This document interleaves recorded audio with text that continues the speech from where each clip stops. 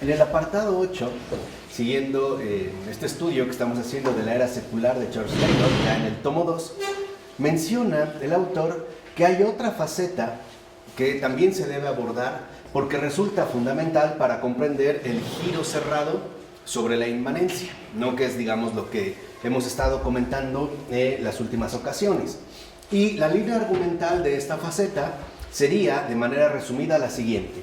En un principio, los seres humanos adoptaron sus normas, su idea del bien, sus patrones de valor absoluto, etc., de una autoridad exterior a sí mismos, ya fuera Dios, los dioses o la naturaleza del ser o del cosmos, ¿no? En una primera fase. Pero después se dieron cuenta de que estas autoridades superiores eran fruto de su imaginación, ¿no? Eran proyecciones, a final de cuentas, humanas, y consideraron que tenían que establecer ellos mismos sus normas y valores basándose en su propia autoridad. En pocas palabras, que Dios, los dioses o, digamos, el ámbito trascendente era algo inventado por los seres humanos. Entonces, aquí lo que menciona Charles Taylor es que en efecto se trata de una radicalización del relato que afirma el acceso a la madurez humana como pura autoafirmación, no como algo que los seres humanos han creado por sí mismos, obviamente al erigirse como una autoridad total. Y esto lo podemos ver, por ejemplo, tal y como aparece en el argumento a favor del materialismo impulsado, tanto por la ciencia como por la técnica, ¿no? Todo es elaborado según los propios criterios humanos.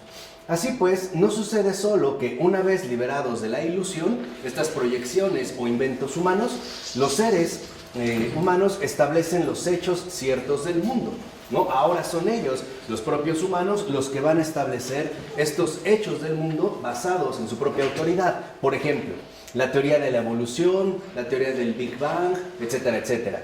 Sino que también llegan a determinar ahora los valores últimos mediante los cuales viven. Por ejemplo, la libertad, la igualdad y la fraternidad. Entonces, lo que vemos es que dentro de este relato, en su radicalización, los seres humanos apelan, por una parte, a su propia capacidad explicativa, según el marco teórico que ofrece la ciencia. Pero por otro lado, también se va a considerar que la autoridad propia del hombre es la que va a determinar, en último término, los valores definitivos que deberán permanecer vigentes o que serán los únicos, digamos, pertinentes para el propio acontecer tanto del mundo como de la humanidad, ¿no? Por ejemplo, la libertad, la igualdad y la fraternidad. Ahora, paralelamente, Kant afirmaría que aunque legislamos la ley moral, está bien establecida por la razón, ¿no? A esto se le va a añadir, digamos, un aspecto mayor. ¿Por qué? Porque esto significa que la naturaleza de la razón establece las máximas universales bajo las cuales vivimos. Entonces la autoridad no solo, digamos, proviene del hombre en sí, sino ante todo de su propia razón, ¿no? De su propia capacidad pensante. Y por lo tanto sería la razón la que está llamada a establecer, y de hecho, según Kant, los ilustrados y en general los modernos son los que establecen estas máximas universales bajo las cuales no solo vivimos, sino que también debemos vivir. De ahí pues que sea también la razón la que nos aporte las normas morales que debemos seguir, y que es aquello que en efecto nos va a definir como seres racionales. Lo cual se presentaría en contraposición a seres que meramente tienen deseos, por decirlo brevemente, ¿no? Lo que en todo caso sorprende es lo siguiente: la afirmación de emitir las normas bajo las que vivimos basándonos en nuestra propia autoridad, ya sea apelando a la razón, como en el modelo kantiano, o ya sea, por ejemplo, apelando al materialismo en el caso de la ciencia y la técnica. En pocas palabras, lo que está en juego en realidad no es tanto que se apele a la razón humana, como el tribunal definitivo que va a establecer los dictados que todos y cada uno de nosotros debe asumir, ¿no? En su propia vida, tanto teórica como práctica. No es casual que Kant por eso escriba primero una crítica de la razón pura, que abordaría, digamos, los elementos teóricos de la fundamentación que él quiere realizar, y posteriormente elabore una crítica de la razón práctica, que tiene que ver, a final de cuentas, con la dimensión moral. Pero más allá de esto, lo que sorprende es que se hace a partir de establecer una autoridad humanamente incuestionable. O sea, nosotros somos los que vamos a decidir que sí y que no. ¿Qué valores hay que asumir, por ejemplo, ¿no? La libertad, la igualdad o la fraternidad para establecer nuestra vida humana, social, y por lo tanto también de qué manera vamos a explicar los hechos que resulten pertinentes para nuestra propia autocomprensión, como aparece en el caso de la teoría de la evolución, la teoría del Big Bang, etcétera, etcétera. Ahora, esto es justo lo que desacredita la afirmación de que nuestros patrones y normas de conducta vienen determinados por algo superior. Ese es el primer efecto de la desacreditación, ¿no? Que ejerce este relato ya en su fase radical. En pocas palabras, lo que ahora se cuestiona es apelar a algo que esté más allá de los postulados racionales que se han venido imponiendo ya en este periodo. Entonces, cuando una persona, por ejemplo, dice que parte de otros criterios distintos a los que se han establecido bajo este lineamiento racional, lo primero es considerarlos como algo inaceptable. Por ejemplo, si alguien habla de que vive según la voluntad de Dios o apela a la naturaleza del cosmos o cualquier otra cosa, simple y sencillamente ya es descartado.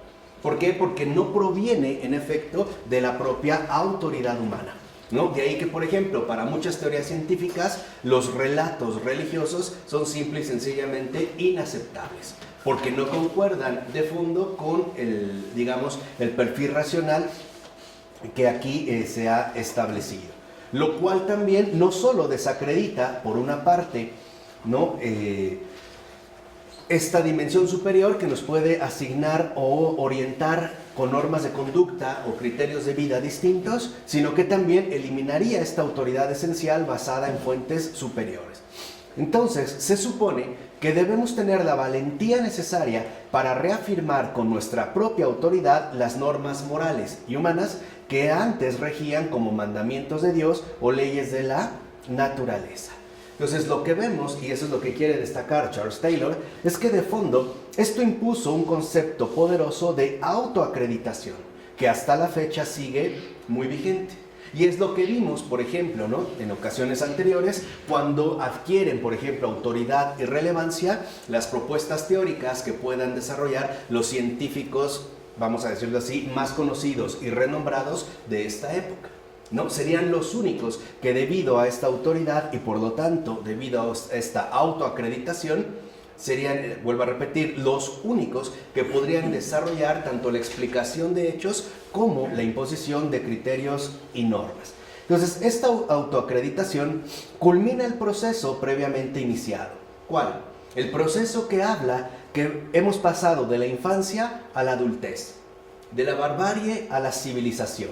Ascendemos incluso hasta el punto en que somos capaces de acreditarnos y autorizarnos a nosotros mismos. Por decirlo de otra manera, el giro cerrado de la inmanencia consiste en que ahora nosotros nos hemos autoafirmado como la única autoridad competente acerca de todas las cosas. En pocas palabras, son los propios seres humanos, en su propia autoacreditación, los que van a decir qué son las cosas, qué tiene significado, qué carece de significado y bajo qué tipo de parámetros, en efecto, nos vamos a tener que mover.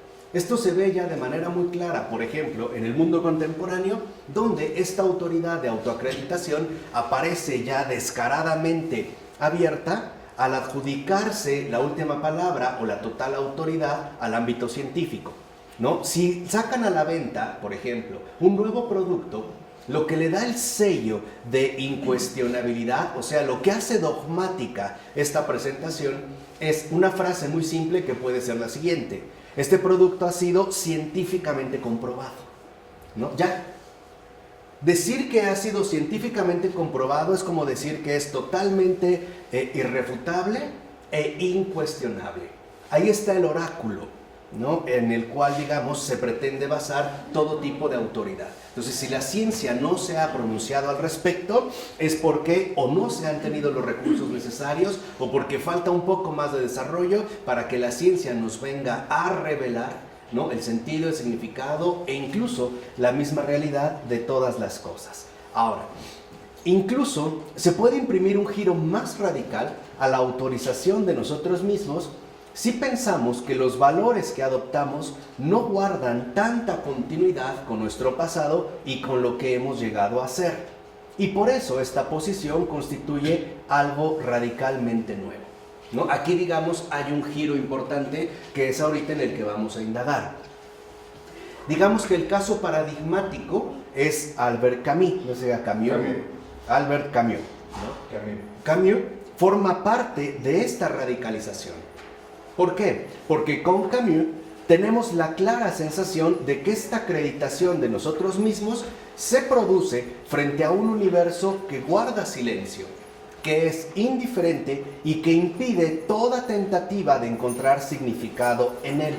Por eso, para Camus, este universo es la sede del absurdo.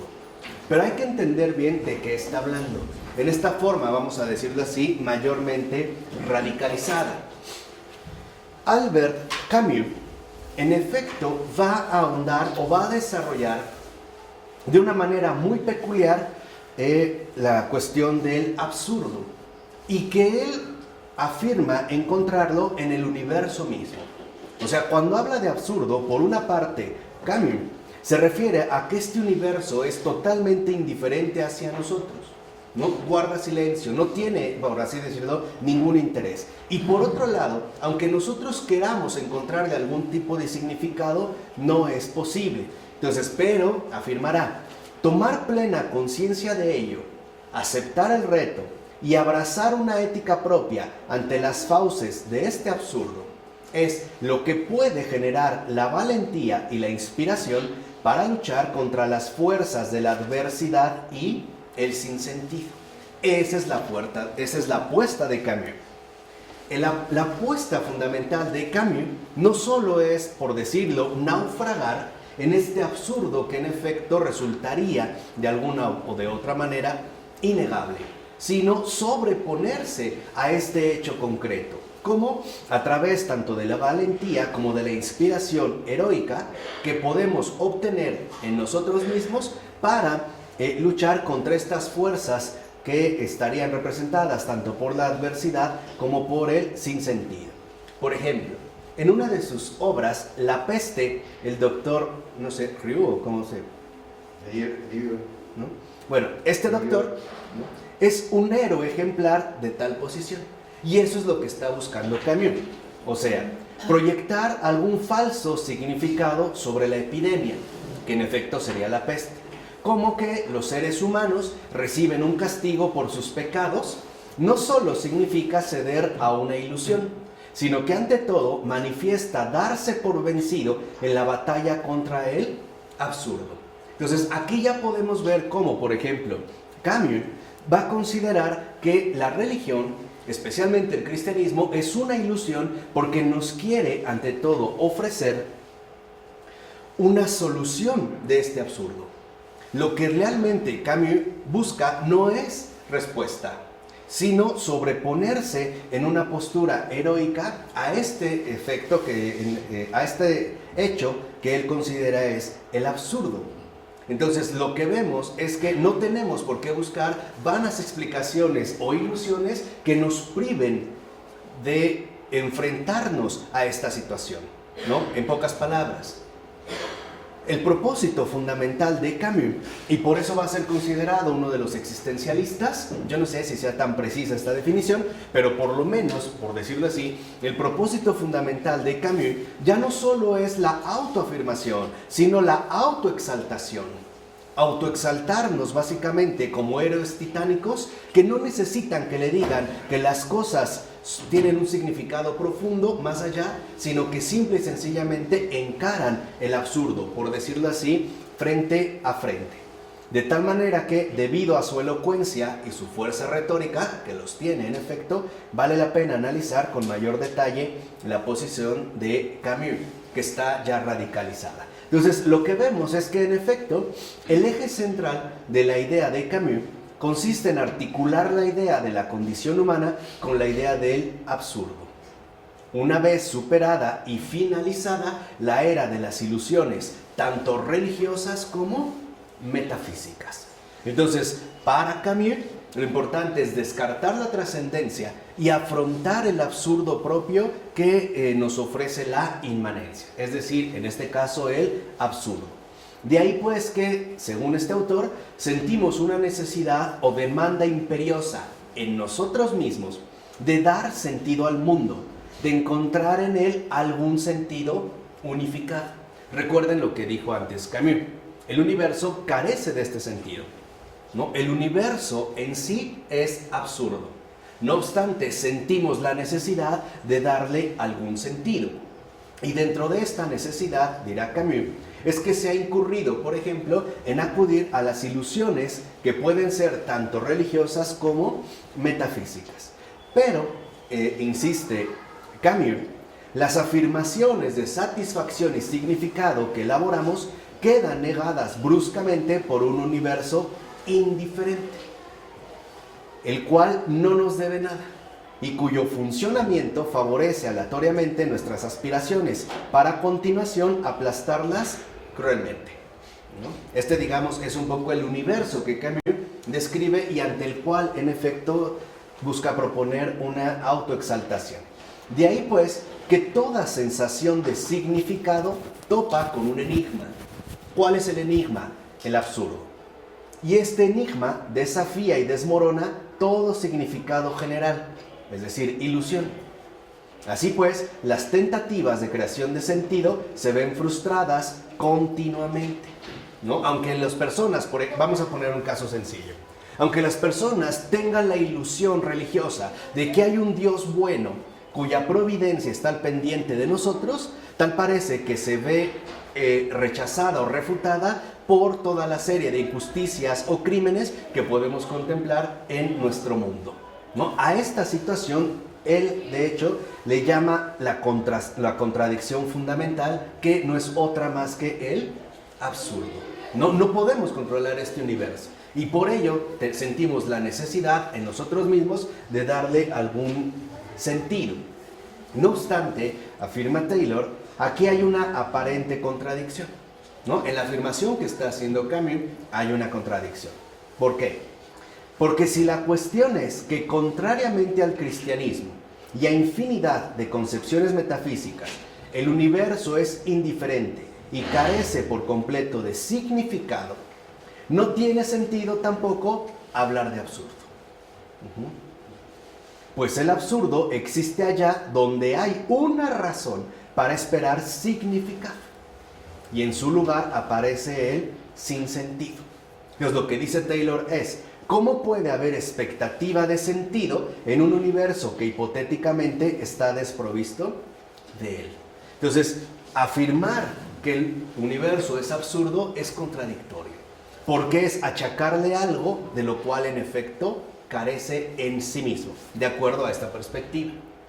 Es un poco la observación que hace Ludwig Wittgenstein en uno de sus aforismos, en un texto que fue después reeditado, llamado Uncertainty, sobre la certeza, donde él dice algo, me parece a mí, muy importante. Dice: toda duda presupone una certeza.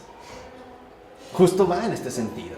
O sea, yo no puedo establecer una duda genuina, vamos a decirlo así, yo no puedo asumir una duda auténtica si previamente no poseo una certeza. Por eso afirma Wittgenstein, toda duda presupone una certeza. Aquí, llevando, digamos, en analogía este caso, podemos decir que todo absurdo presupone un sentido.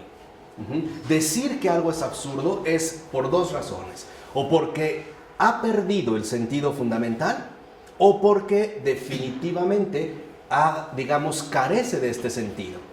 Pero si carece de este sentido, no es absurdo. No le podemos reclamar algo que en efecto no posee. Entonces, lo que sí es importante destacar es que por lo menos la indicación de Camus aquí es fenomenológica. ¿Qué significa esto? Que forma parte de nuestra experiencia vital el tener expectativas, el esforzarse y el esperar encontrar felicidad y sentido. Pero, visto desde la perspectiva de ningún lugar en concreto, el universo aparece sencillamente como algo indiferente. Y no hay razón para hablar de ausencia de sentido. Pero tal como vivimos, la expectativa, la demanda de significado, el anhelo, ¿no?, de sentido, es imposible de erradicar. Y por eso el universo se vive precisamente como algo absurdo. Ahora la pregunta es, ¿cómo reaccionar ante esto? La respuesta tradicional ha consistido en negar el absurdo para afirmar el significado cósmico. Es decir, para afirmar el sentido de la vida, ¿no? Esta es, digamos, como la línea tradicional. Ahora, otra estrategia ha consistido en reducir la importancia de la felicidad terrenal que ciertamente deseamos y para la que nos sentimos, por ejemplo, destinados. Una es decir, sí, hay que afirmar el sentido.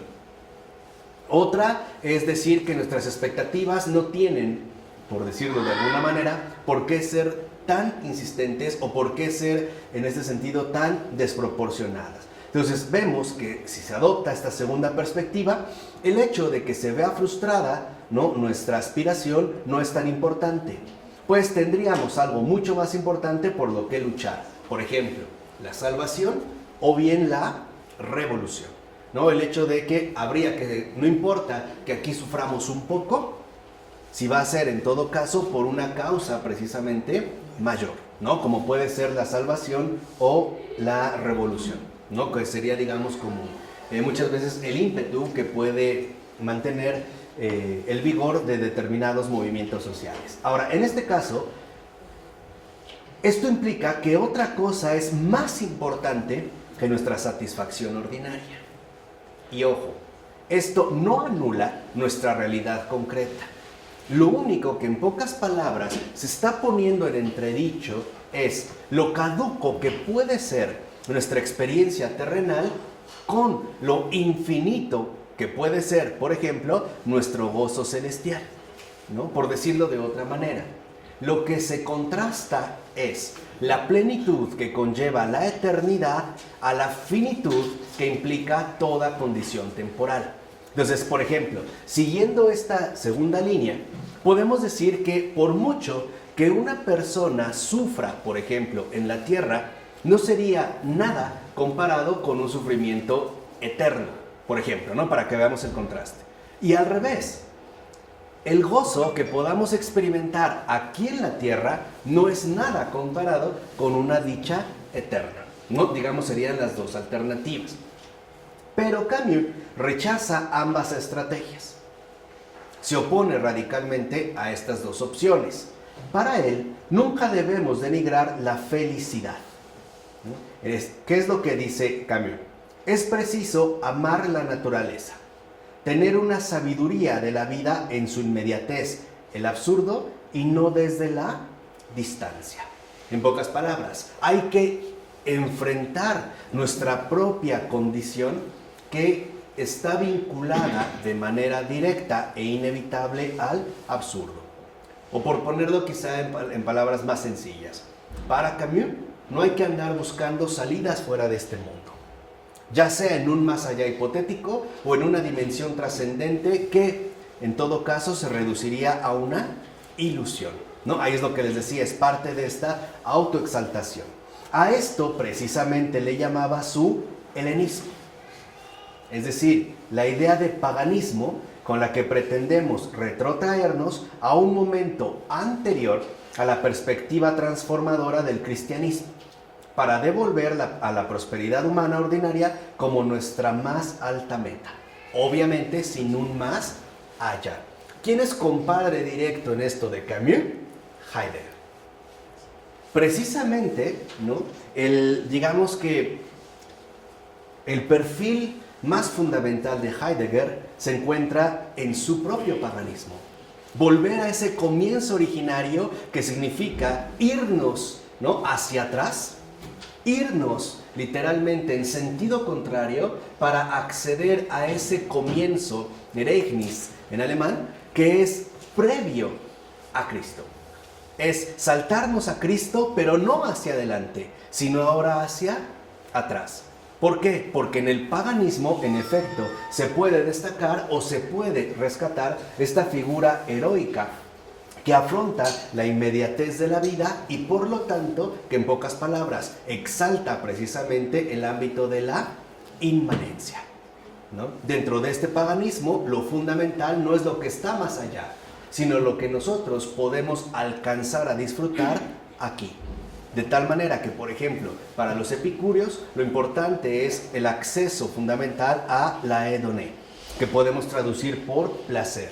Pero ojo, no se refiere al placer en el sentido moderno, sino al placer, por ejemplo, como ausencia de perturbación en el alma, ¿no? Que sería justamente la elevación del alma humana.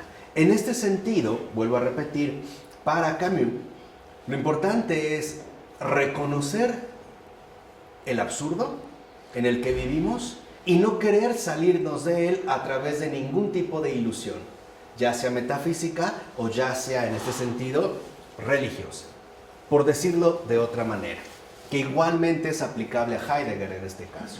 Lo que Camus quiere es que no le den la redención. La pretensión de Camus es sobreponernos a una no redención y no obstante tratar de sacar el máximo provecho. Esto únicamente es posible si se coloca como aspecto fundamental la autoexaltación humana. Y por lo tanto, por decirlo en una sola palabra, que el ser humano vuelva nuevamente a adquirir su perfil netamente trágico. ¿Qué hicieron los grandes trágicos griegos? ¿En qué consiste realmente su aportación fundamental? Para empezar, ¿quiénes son? ¿Alguien sabe? Esquilo, Eurípides, Sófocles. Estos son los grandes trágicos griegos. ¿Qué es lo que hacen ellos? Mostrarnos una realidad tremenda, trágica, ¿no? Sin salida, sin escapatoria, pero que por un lado podía, digamos, inclinar hacia dos posturas. Una era la necesidad de que haya una salvación, ¿no? A esta crueldad que en efecto ni los dioses pueden cambiar, ¿no? Es el peso del destino ciego que está incluso más allá de las propias capacidades o poderes de los dioses. La otra, y es la que sigue Camus, Heidegger y algunos otros, es no reconocer esta posibilidad y mantenernos en efecto en esta condición trágica, pero a través de una autoexaltación heroica que nos otorgue a nosotros la verdadera primacía. Es encarar el absurdo y no necesitar ningún tipo de recurso ajeno a este mismo absurdo, ¿no? En pocas palabras, es aceptar la propia condición trágica de la inmanencia, sin recurrir en ningún momento a la trascendencia. Pero esto no es todo. Haber rehabilitado la felicidad ordinaria nos ata a todo lo de aquí. ¿Qué significa? Que de fondo, dentro de esta perspectiva, lo de aquí, lo que nosotros podemos, a lo que podemos acceder o disfrutar aquí y ahora, se va a volver algo tremendamente importante y relevante. Por eso, en gran medida, nuestra cultura, que es más o menos contemporánea a los planteamientos de Camus, o por lo menos no está tan distanciada, ¿no?, de su presentación, es una cultura que en efecto considera lo más fundamental la conservación de lo de aquí. Por ejemplo, la juventud humana.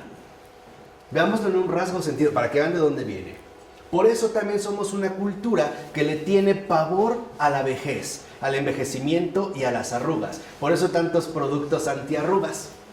Por eso tantas cremas, aunque sean momentáneas. La ilusión de la Cenicienta, ¿no?, que nos va a tratar de mantener bajo una condición permanentemente joven. O el hecho también de buscar por todos los medios aferrarnos a lo que tenemos. ¿Por qué? Porque dentro de esta perspectiva, que también en gran medida forma parte de nuestro imaginario contemporáneo, es lo único que hay.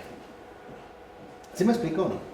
Por ejemplo, la salud, el buen cuerpo. Hoy podemos ver quizá hombres y mujeres de 60, 70 años que buscan incluso tener un cuerpazo, ¿no? Metidos en el gimnasio o en la gimnasia, ¿no?, o lo que encuentren, en la cirugía estética, ¿no?, de caras literalmente lisas, pero manos arrugadas, ¿no? Pareciera que todas las arrugas se las aventaron a las manos o al cuello, ¿no? En la cara ni una arruga, pero aquí parece un Sharpei, ¿no? Literal, parece que las fueron estirando y la piel restante pues, se cayó, ¿no? Al grado de que se fue hasta las manos. Esto es importante porque de fondo, y es a lo que quiero llegar, esto también en nosotros ha perjudicado el deseo fundamental del cielo. Por eso para nosotros es tan difícil hoy en día aceptar que lo de aquí es plenamente pasajero. Por eso el Papa Francisco dijo en una ocasión de manera tan acertada que cuando hemos visto que detrás de una carroza funeraria vaya un camión de mudanzas, a esto se está refiriendo. Eso es en lo que él quiere insistir y en lo que al parecer no hemos captado. En pocas palabras, hasta Camus, de hecho hasta la modernidad, lo importante no era lo de aquí, lo importante era lo de allá. Por eso las formas de vivir concretas podían ser enteramente distintas. Hoy nosotros no digamos que ya no accedemos tan fácilmente a esta situación y no obstante experimentamos de manera muchas veces dolorosa que todo nos será quitado. Todo, tarde o temprano. Por eso, como decía el gran Hans Urs von Balthasar en esta obra extraordinaria que se llama El corazón del mundo, una obra realmente muy muy bella, ¿no? Decía, con el tiempo, ¿no? Todo nos será quitado. El tiempo va a ser su obra. Y esta obra puede ser o suave o drástica. Pero va a llegar un punto en el que todo lo de aquí, incluido nuestro cuerpo mortal, lo tendremos que dejar. Por eso hoy para nosotros, y eso es algo importante que quiero destacar, nos es tan difícil de asimilar dos cuestiones tan importantes para el espíritu. Por un lado, la renuncia y por otro lado, el sacrificio. Hoy no forman parte de nuestra experiencia ordinaria.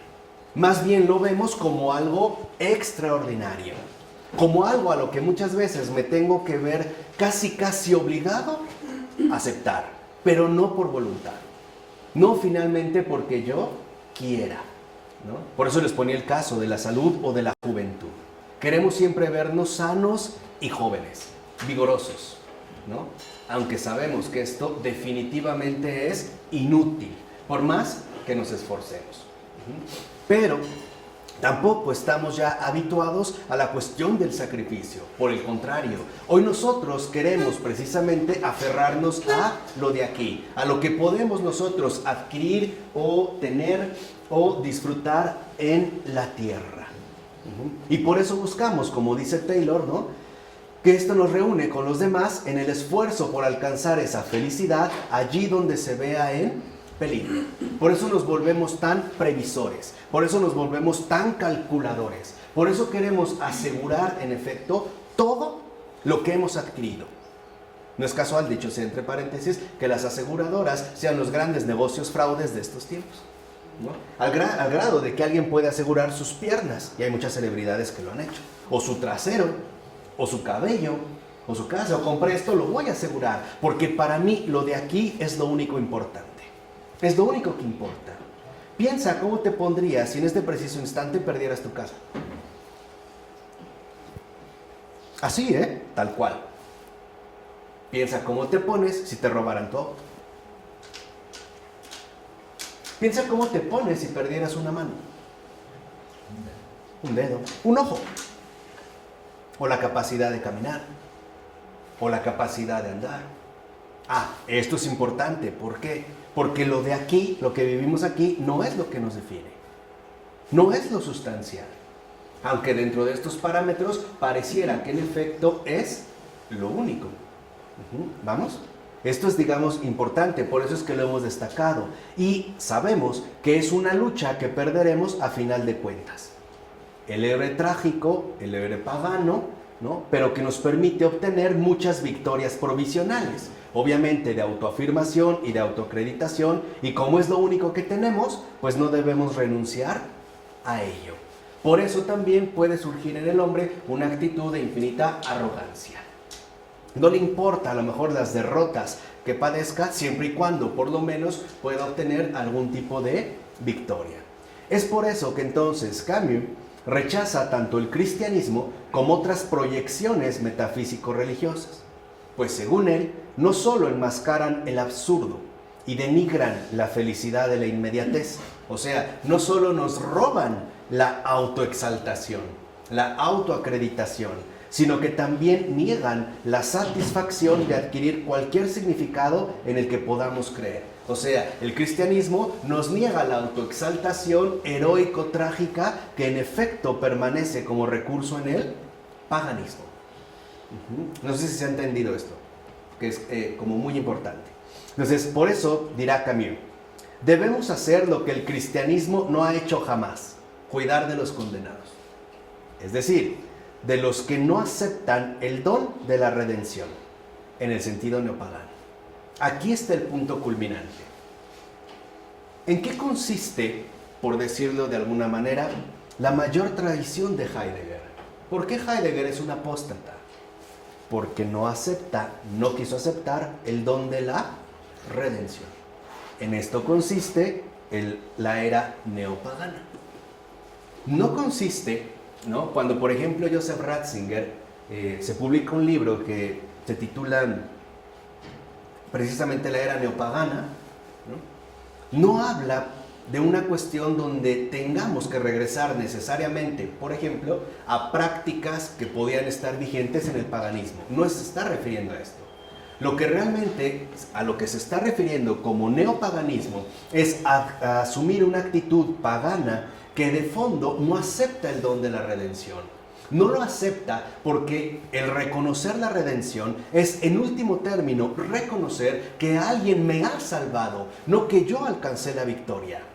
Es justamente el sentido opuesto. Es reconocer que haga lo que haga, soy totalmente impotente para acceder a lo fundamental, ¿no? Y por eso nos puede costar, o a muchos, ¿no? Nos puede llegar a costar tanto el aceptar el don de la redención, porque es un don. El punto aquí está en la dificultad que podemos tener para aceptar que hemos sido salvados, que no tenemos que ganarnos la salvación, ¿vale? Y en esto significa que el neopaganismo también se ha infiltrado en nuestra cultura ordinaria. Piensa hoy en día, para mucha gente, lo difícil que es aceptar un don. Hoy, si lo ven, incluso en sentido pagano, sabemos dar, pero no sabemos recibir. La mayoría de nosotros no sabe recibir, se siente incómodo, u ofendido, u humillado, o simple y sencillamente molesto. Yo invito, no, por favor, yo pago, no, bueno, tú, pero la siguiente, yo. Eso es lo neopagano. Eso es precisamente lo neopagano. Y si una persona sabe recibir, lo tacharemos de zángano, huevón, torpe, aprovechado, etc. Es decir, inútil. O sea, cristiano. Pues sí, para acabar pronto, ¿para qué le damos vuelta? Yo no me imagino a los discípulos de Jesús, después del sermón de la montaña, y que les dio hasta la saciedad peces y panes, que unos se hayan parado y dijeron, ¿cuánto te debo? No, por favor, si no, ¿cuánto es? Si no puedo, no me hagas esto, no. Y eso es algo que en efecto choca con esta cuestión. El neopaganismo, lo que pretende exaltar es uno mismo. Por eso es que les decía, no sabemos recibir. Y esto es grave, porque si no sabemos recibir, no sabemos lo que es la gratuidad. No sabemos lo que es un acto netamente desinteresado. De hecho, para nosotros, esta posibilidad de un acto netamente desinteresado es imposible. Porque, a diferencia de lo que ocurre con el cristianismo y después del cristianismo, es decir, a diferencia de lo que ocurre a partir de la revelación de la verdad, pensamos que todo tiene un precio, que todo cuesta. ¿O no? No hay personas que dicen, no, en esta vida nada es que gratis. Y lo dice convencida, todo tiene un precio, nada es gratis. No, si te piden algo o te dan algo es porque algo que quieren. Hagamos un ejercicio imaginativo bien básico. ¿Qué pasaría si de repente vamos en la calle y se acerca una persona que no conocemos y nos ofrece un cupcake? Para empezar, no tan fácilmente lo agarramos, menos lo comeríamos. Porque de entrada, para nosotros, habría una sospecha. No puede haber un acto netamente desinteresado. O sea, entiendan lo que estoy ahorita armando. Si no aceptamos que hay un acto netamente desinteresado, es decir, gratuito, es porque entonces no reconocemos la gracia del Señor. Y si no reconocemos la gracia del Señor, es porque no aceptamos el don de la redención. A los neopaganos, lo que realmente les molesta no es que Cristo nos haya salvado, es que nos haya quitado la oportunidad de autosalvarnos, de autoexaltarnos. Este es el problema. Al hombre moderno le gusta hacer las cosas por sí mismo. No le gusta que lo ayude nadie. Por eso, por ejemplo, pongamos otro caso, para que vean cómo se ha entremezclado el neopaganismo en nuestro marco cultural de vida, ¿no? Por eso, por ejemplo, cuando una persona está enferma, ¿no?, una de las cosas que le duele es las molestias que causan los demás. Por eso. Porque nos hemos creído lo suficientemente autosuficientes y lo que menos queremos es dar molestias. Por eso cuando una persona envejece y sabe que necesita de estos gestos gratuitos, afectivos de la gente que le rodea, duda mucho en llegar a esa condición, ¿no? Y en lugar de recibir ese afecto, es no, hijo, no te molestes, ya te desvelé, vete a dormir, haz tus cosas, no sé qué. Pero esto es delicado, porque aquí es donde vemos la verdadera médula fundamental del neopaganismo. O sea, hoy para nosotros la gratuidad ya no es una experiencia concreta. Hoy no. Hoy para nosotros todo está condicionado.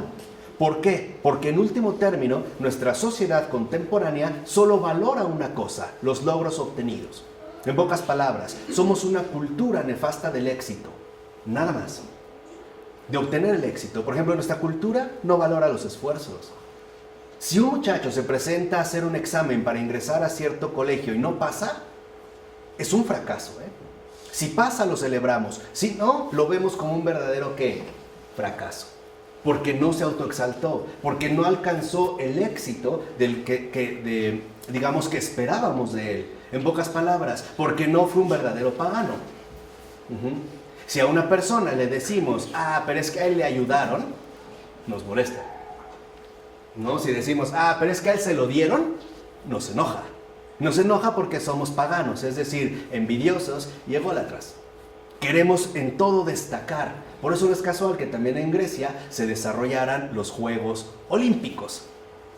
Y no lo vean como las actividades deportivas de hoy en día, los negocios deportivos, sino como las representaciones más cercanas a lo que podía ser olímpico, es decir, divino. Acuérdense que en el Olimpo solo están los dioses. Y por eso los Juegos Olímpicos, las competencias como hoy en día se viven, se trataba de alcanzar este estatus por encima de los mortales para volverme un dios, para ser reconocido. Por eso en las competencias el que importa es el que gana, los demás se joden.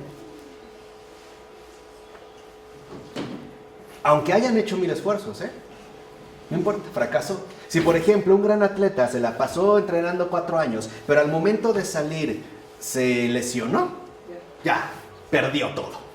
Así se haya esforzado, no nos importa, nos vamos con el que ganó. A él lo vamos a laurear como paganos. A este es al que realmente le vamos a dar todo el reconocimiento. Eso es neopagano. Eso no es cristiano. Ahora entienden por qué también el paganismo se sintió tan molesto con el cristianismo. Ahora entienden de fondo, en la experiencia concreta, por qué los paganos se sentían tan molestos e incómodos con los cristianos. ¿Qué has hecho tú para ganarte el cielo? ¿Qué has hecho tú para haber recibido la salvación? ¿Qué has hecho tú para que se te haya dado esta gracia? La gracia de ser hijo de Dios. ¿Qué has hecho? Eso diría un pagano. Claro, ese es el reclamo pagano. En pocas palabras, ¿qué has hecho tú para merecerlo? Es decir, nuestra sociedad Es una sociedad meritocrática, como bien lo menciona este filósofo contemporáneo Michael Sandel. ¿Qué quiere decir esto? Que nuestra sociedad es meritocrática porque lo único que valora, premia, es el mérito. Pero el mérito como éxito, no como esfuerzo. Para nosotros, un esfuerzo que no culmina en éxito es, en pocas palabras, un fracaso. Este es el perfil neopagano. Esto significa que para nosotros la cuestión, por ejemplo, de la redención ha cambiado de aspecto. Lo que molesta realmente al pagano es que no se autosalvó, que no fue él mismo el que se ha autoexaltado en el orden mismo de la realidad, que no sea su propio autosalvador, sino que venga alguien a arrebatarme el triunfo. En pocas palabras, el berrinche de un pagano es muy simple. Le enoja, por no decir otra palabra, le repatea que la gloria sea de Dios, no de él.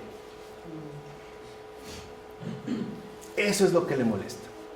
Y esto vemos, como les mencioné hace un momento, genera envidias, genera molestias. ¿Cómo nos sentimos cuando nos enteramos que a otra persona le han regalado algo grande? Una casa, un coche, una familia. ¿Cuántas veces decimos, este tiene hijos? Este que es un irresponsable, borracho, alcohólico, ¿no? Y yo que soy una persona cumplida, que jamás no he llegado ni siquiera tarde al trabajo, no he recibido absolutamente ¿qué? Nada. ¿No ese es el problema con el hermano del hijo pródigo? ¿No es eso lo que le reprocha? Siempre he estado contigo, ¿no? Soy una persona ejemplar. Pero algo se le olvidó. No se trata de merecer, se trata de recibir. Y por eso, en pocas palabras, el don de la redención solo puede ser aceptado ahí donde haya un corazón humilde, no un corazón engreído. Por eso el paganismo es incompatible con el cristianismo. Por eso Heidegger es un apóstata, el que estaba llamado a ser más grande que Tomás de Aquino. Es un apóstata. Decide seguir el camino de la autoexaltación. Y para eso tenemos que irnos para atrás, antes de la luz, ¿no? Vamos a buscar de nuevo justamente nuestra autoexaltación en un mundo marcado no por el absurdo, sino por la muerte, el ser para la muerte. ¿Cómo nos vamos a mantener en pie ante esta situación? Ya no es ser para la vida. No queremos redención, queremos autoexaltación. No queremos dones, queremos ganancias. Queremos, en pocas palabras, autoglorificarnos. No queremos que la gloria se la lleve ese insignificante nazareno llamado Jesús. Somos nosotros los que queremos glorificarnos a toda costa. Es decir, no queremos ser cristianos, sino paganos. Esto sigue la idea de pertenecer a un espacio entre los seres humanos que comporta solidaridad universal. Este es justo el espacio que Camus denomina rebelión. A este espacio de solidaridad universal le va a llamar rebelión. Ahora, ¿rebelión contra qué? Según Camus, contra el propio absurdo. Pues la rebelión supone liberar las batallas que podemos librar en aras de la felicidad limitada y provisional que podemos obtener. Por eso, dirá este autor, sabedor de que no hay causas victoriosas, me gustan las causas perdidas. Estas siguen un alma entera, tanto en su derrota como en sus victorias pasajeras, o sea, la autoexaltación. Aquí se manifiesta claramente el afán de autoacreditación de Albert Camus, o sea, su paganismo, que ahorita explicamos, ya que la apasionada idea de que la felicidad provisional y limitada jamás debe sacrificarse en nombre de falsas ilusiones, apunta a establecer la rebelión como la seguridad obtenida ante un destino aplastante, sin la resignación que debería acompañarla, y por ende como la única actitud digna del ser humano, condenado, por supuesto. ¿De dónde sacó esto Camus? ¿Quién se lo transmitió? Nietzsche, que una vez les comenté. Esta es la herencia nietzscheana de Camus. La única actitud digna de un ser humano, según Nietzsche, es la actitud del superhombre, obviamente condenada, pero manteniéndose justamente en esta condenación como algo libremente elegido, por elección propia, ¿no? En pocas palabras, no es que Dios me condene, yo me autocondeno. Y ahí es donde me autoexalto como la única actitud que en efecto conllevará la transvaloración de todos los valores. Ahora, en este caso, se destaca sobre todo un estimulante ideal de valentía donde luchamos por el bien, en este caso la rebelión, pero sin garantía de éxito, ante el absurdo, o sea, sin tener siquiera la mínima certeza de fracaso total, es decir, sin aceptar recibir ninguna esperanza trascendente más allá de la historia donde las obras de la buena voluntad puedan ser recogidas por la eternidad, que es lo que hemos comentado, ¿no? Dentro de este giro inmanente. Así pues, la auténtica cima de la moral humana, justo porque es la cúspide de la autoacreditación que hacemos de nosotros mismos sin intervención de la trascendencia, consiste en estar absolutamente comprometido con lo correcto, la rebelión. Dijimos rebelión ante qué, ante el absurdo, aún ante la certidumbre de la derrota. Y en efecto, esta es la trayectoria que adopta tanto la voluntad de poder de Nietzsche como el camino más reciente de la llamada superación personal. En síntesis, todo significado depende por entero de nosotros. Por eso la literatura barata y nefasta, que de hecho no es ni literatura, de la superación personal, tiene tanto éxito. Otro de los grandes negocios contemporáneos, ¿no? Este énfasis en que todo va a depender de ti, de cómo te programes, de cómo te disciplines, de cómo te visualices y por supuesto de cómo te esfuerces. Entonces ambos caminos asumen la emancipación última que los libera según la radical valentía de la autodeterminación. Esto es justo lo que imprime un giro a la modernidad, tremendamente generalizado en la actualidad, espero que les haya quedado claro, y que confiere un perfil trágico, el nacimiento de la tragedia, anunciado por Nietzsche, en tanto llamamiento a la valentía inquebrantable, incluso ante la emoción misma que trae consigo la emancipación, por no hablar ya de la redención.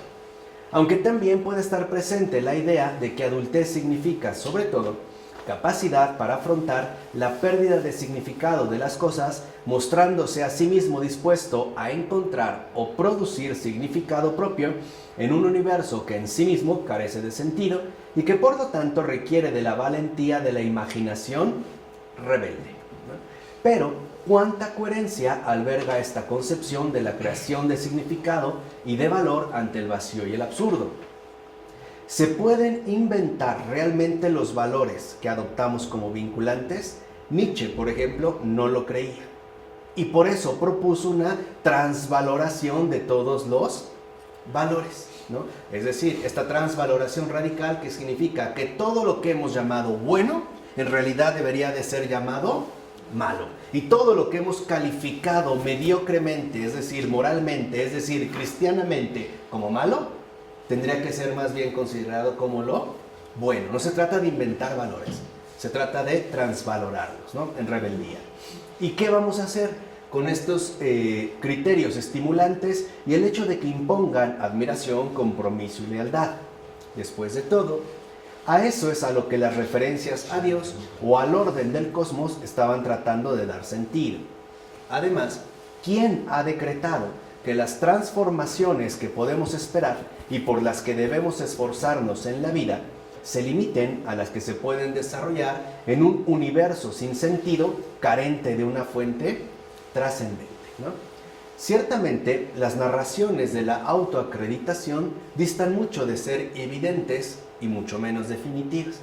No obstante, el hecho de que muchas personas asuman sus presupuestos axiomáticos expresa una faceta muy influyente y generalizada que ha impuesto un giro cerrado sobre el marco inmanente que todos, de una u otra forma, como hace rato lo comentamos, padecemos y también compartimos. Ahora, vemos entonces que las narraciones de la autoacreditación operan más bien como axiomas incuestionados y no precisamente como argumentos incontestables. que se basan en presuposiciones con frecuencia infundadas en tanto marco innegable de discusión, por ejemplo, la madurez clarividente. Así pues, vemos que la fuerza de estas narraciones no procede tanto de la argumentación detallada, por ejemplo, de que la ciencia refuta a la religión, o de que el cristianismo es incompatible con los derechos humanos de la libertad y la igualdad, sino de su forma axiomática incuestionada. O sea, lo que pasa desapercibido, lo que forma parte de ese trasfondo incuestionado, es justamente tanto la autoafirmación como la autoacreditación en la cual se basan, ¿no? Es eso lo que no, se pone en cuestión. Y esta misma condición infundada está generalizada en la actualidad a favor del ateísmo o del materialismo, ya que fomentan una poderosa sensación de triunfalismo dominante, donde las viejas concepciones sencillamente no pueden ser ya opciones para nosotros. En pocas palabras, lo que vemos es que esta condición infundada, ¿no?, generalizada hoy en día a favor del ateísmo o el materialismo, está inspirado en el triunfalismo pagano y no en la redención cristiana, en la autoexaltación de todo aquello que realizamos, vivimos y pensamos. De tal manera que parece evidente que lo que está en juego de manera fundamental en la moral debe ser o bien la utilidad, o bien la utilidad más las exigencias de la libertad, o sea, autonomía, y o las de la argumentación racional. Entonces, hoy pensamos que en efecto la utilidad solamente puede ser resultado de un esfuerzo humanamente permanente. En pocas palabras, que si queremos algo tenemos que luchar por conseguirlo, sea lo que sea, ¿no? Por eso mucha gente dice, es que no me alcanza, pues trabaja más, o busca más, o mueve. Eso es neopagano, ¿no?, como hace rato lo mencionamos. O bien que vamos a mencionar que es importante dar una argumentación racional sobre lo que en efecto nosotros estamos afirmando. Vemos pues en este caso que el fundamento de la ética se considera algo obvio, a tal grado que parece no haber apelación a algo incomparablemente superior, y mucho menos plantear la cuestión de algo trascendente. O sea, hoy pensamos en la ética como una cuestión de autorrealización, ¿no? La necesidad de esforzarnos por ser mejores personas. Y no vemos, por ejemplo, la ética como una cuestión que nos invita a ser receptores de una mayor gracia. Esta, sería justamente, ¿no?, la diferencia en la que hoy nos podemos mover. Por eso, no es casual que en los entornos donde predomina esta posición puede resultar muy difícil de comprender por qué alguien puede creer en Dios. Justo por ello. A menos que se trate de un defecto de la razón, es decir, que alguien es creyente por estupidez o por un capricho culpable e inaceptable, o sea, por infantilismo, porque no ha alcanzado la mayoría de edad a la cual hemos sido todos convocados, entendiendo en este sentido por madurez, dijimos, tanto autoafirmación como autoexaltación. No obstante, como ocurre en las islas de la fe, asimismo incuestionadas, hay una viva sensación de que esa alternativa existe, lo que puede llegar a suscitar dudas serias y persistentes. No, acuérdense que Taylor nos dijo desde el principio que ni siquiera de nuestra propia fe seremos inmunes a las olas continuas que nos presenta el mundo, por ejemplo, con respecto a cierta duda. ¿Será? ¿No? Cuando vemos quizá que otra persona no tiene una vida o un modo de vida alternativo, por lo menos nos podemos llegar a cuestionar si estará en lo correcto. ¿O no será que yo estoy equivocado? ¿O no será que soy muy cerrado? ¿O que soy muy limitado? ¿No será que debo abrirme, ¿no?, a otras ofertas que hoy en día, ¿no?, se me ofrecen de manera permanente y prácticamente renovada, día con día, etc.? Ahora bien, dice Taylor, adoptando la forma contemporánea, se abandona la perspectiva de que la religión vaya a desaparecer por el empuje del avance científico, como suponía el ingenio de Augusto Comte, por ejemplo, ¿no? Llegó el positivismo, la religión al basurero. Ya, por fin llegamos a la etapa del mayor progreso humano.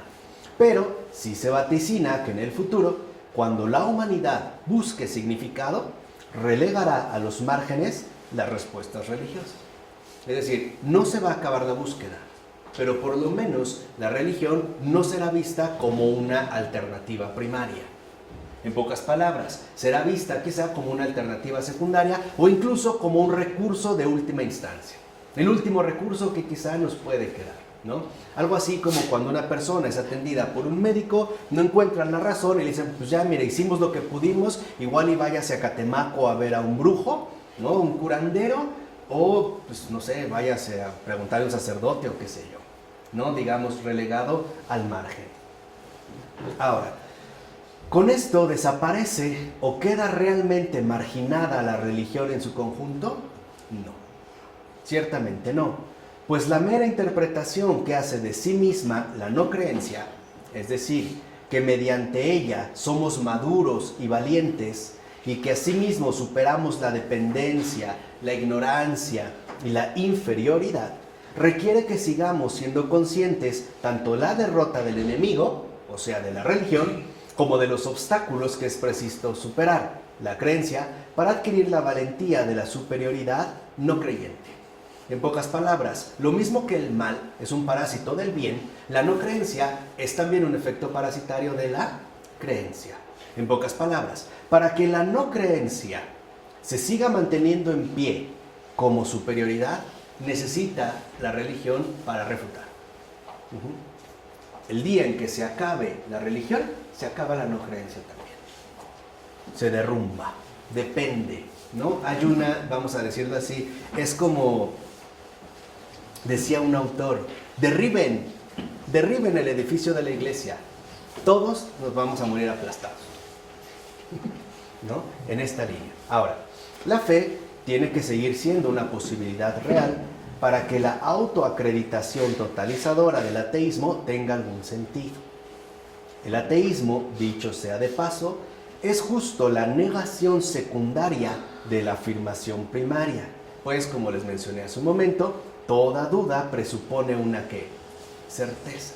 Entonces, el ateísmo es una negación secundaria de una afirmación primaria, ¿no? Aquí podemos ver, por ejemplo, cómo el mal no es, como ya lo sabemos, ausencia de bien.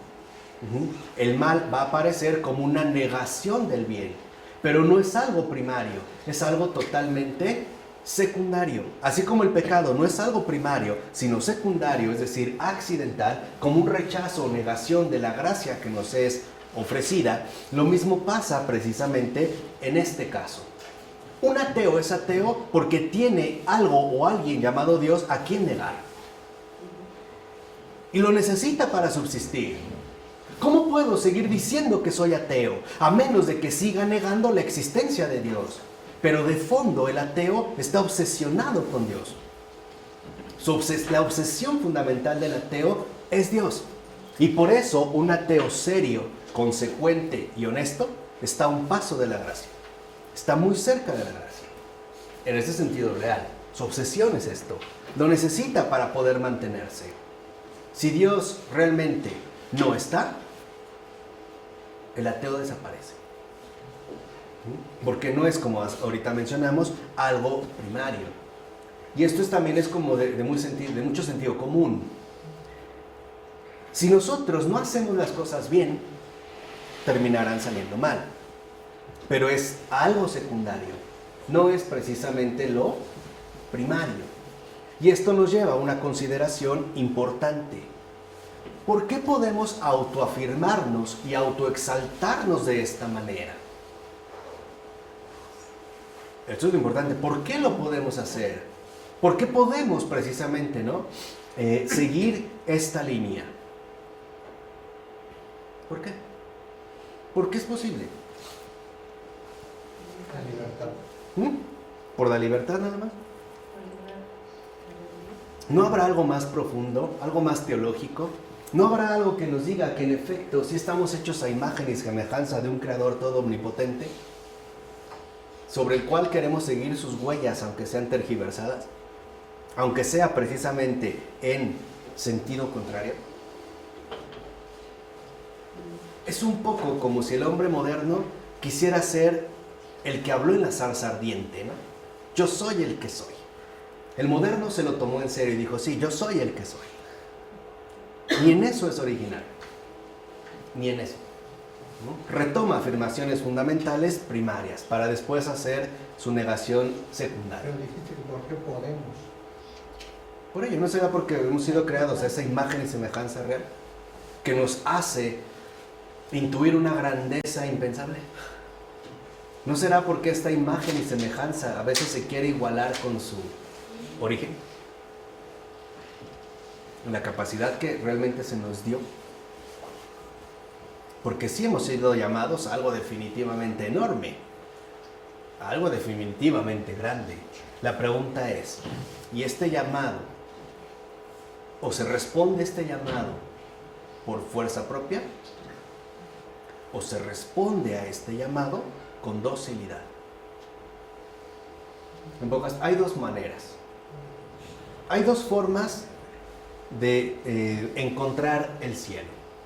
Una es queriéndolo arrebatar, ¿no? La otra es abriendo los brazos para recibirlo. Ese es el camino. El pagano quiere que sea coronado, ¿no? Algo así como si cuando llegue se le ponga la corona del triunfo.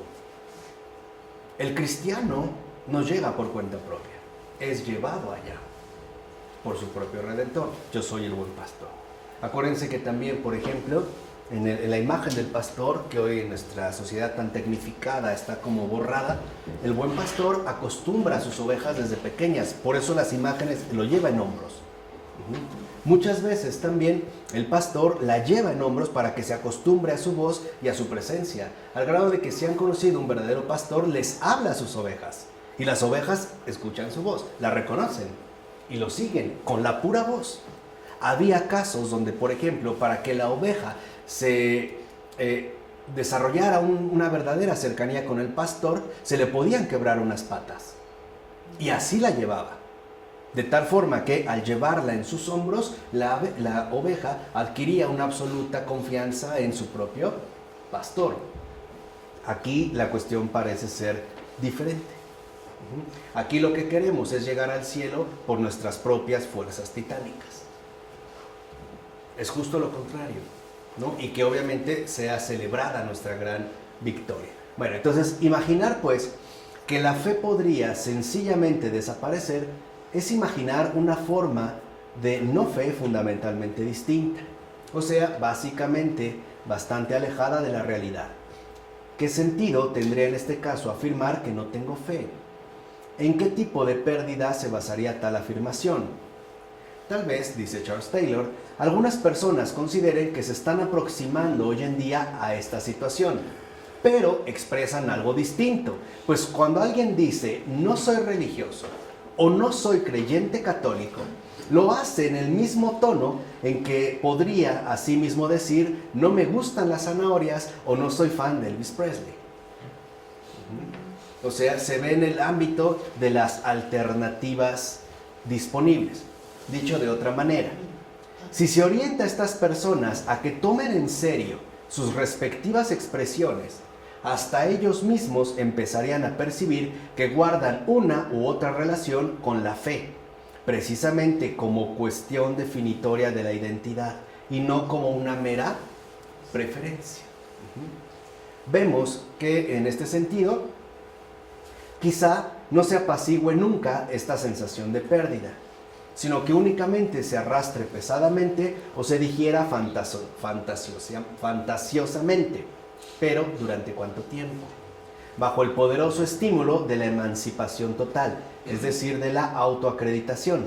Aunque también es verdad, dice Taylor, que aquellos que experimentan dicha pérdida acuden a algún tipo de búsqueda en sentido espiritual y a menudo también hacia Dios. Estas personas viven acechadas por la idea de que el universo, después de todo, quizá fuera tan carente de significado como lo describe el materialismo más reduccionista, y tienen la sensación de que su concepción tiene que luchar contra este mundo plano y vacío, y temen que su fuerte deseo de Dios o de eternidad sea al fin y al cabo la ilusión autoinducida, ingenua, que el materialismo ateo afirma que es. Esta ha sido una situación habitual durante los 2 últimos siglos.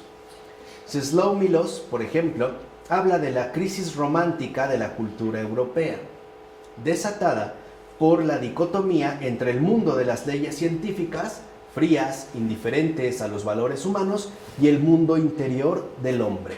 Entonces, Milosz recoge la sensación profunda de amenaza para los significados centrales de la vida, es un literato, así como el rechazo a confinarlos en un pasado perdido, superado científicamente, y la determinación de recuperar una forma de expresarlos y validarlos. Entonces, la interpretación de que esta es una batalla continua, es decir, que la vindicación de la fe no es completa, aflora también, por ejemplo, en el célebre dicho de Dostoyevsky de que si tuviera que escoger entre Cristo y la verdad, escogería a Cristo. La confianza aquí debe seguir siendo siempre anticipada, y eso precisamente es un rasgo definitorio de la vida de fe, lo cual corre paralelo al lamento y reclamo incesante de los excreyentes o los no creyentes de que tenemos esta idea de luchar por la creencia que nunca se ha ganado definitivamente, ¿no? A ver, demuéstrame que Dios existe. ¿Cómo estás tan seguro de? Y nos olvidamos que se lucha hasta el final de los tiempos, hasta que lo invisible se haga ahora sí absolutamente visible.